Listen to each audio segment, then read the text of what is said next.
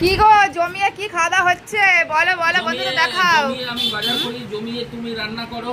আচ্ছা আমি আর এদিকে চ্যাকব্যাক খাচ্ছে। আচ্ছা এই যে আমার দুই ভাই, একটা হচ্ছে পিসির ছেলে আর একটা কাকার ছেলে। কি রে বল বল কেমন খাওয়া দাওয়া করছিস? কি দিয়ে খাচ্ছিস কি দেখা একটু? হ্যাঁ কি ফ্যাসা মাছ ফুলকপি আলু দিয়ে? আচ্ছা আচ্ছা আচ্ছা আচ্ছা দারুন দারুন। কি রে তুই বল কেমন খাচ্ছিস? আচ্ছা আর কি কি আছে কি দেখা? আর এটা কি, এটা কি আছে? সবথেকে ইউনিক জিনিস আছে দেশি মুরগি। দেশি মুরগি তা দেখা একটু টেস্ট কেমন হয়েছে, একটু মাংসটা খা। অসাধারণ।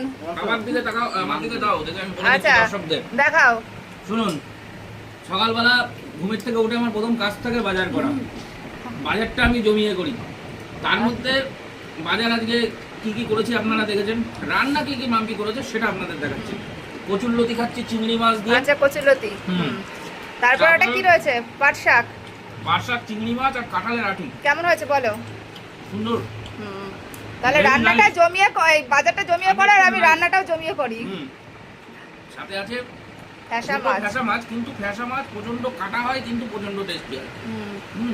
সাথে আছে ফুলকপি। ফুলকপি আলু দিয়ে। এই সময় ফুলকপিটা সত্যি ভালো লাগে। আর বাইরে এই যে বাবা ঝড় ছেড়ে দিয়েছে তো। বাইরের এই পরিবেশটা হ্যাঁ দারুন দারুন। এর সঙ্গে বাইরের পরিবেশটা খাওয়ার সঙ্গে ম্যাচ করেছে। আমার সবসময় করে শরীরটা তো বানিয়েছে খেয়ে খেয়ে এরকম, আপনারা জানেন। আর সাথে আছে দেশি চিকেন, দেশি মুরগি। আমি গ্রামে খুঁজে সারা গ্রাম খুঁজে খুঁজে খুঁজে খুঁজে দেশি মুরগি বার করি এবং সেই দেশি মুরগি আমার খেতে হয়। সাথে থাকতে হবে গোটা রসুন। গোটা রসুন না এরকম টিপলেই পক করে বেরোয়। হেভি লাগে। আচ্ছা মাখন মাখন পুরো। আজকের খাওয়া দাওয়া কেমন হলো অবশ্যই জানাবেন। আর যারা যারা খেতে চান আমার বাড়ি চলে আসবেন। চলে আসবেন একদম। আমি 100%। অনেকে কমেন্ট করেন যে দাদা আপনি একা খান, একা খাই না, আমিও মানুষকে খাওয়াই। অনেক অনেক কিছু আছে যা ভিডিওতে আমি দেখাই না।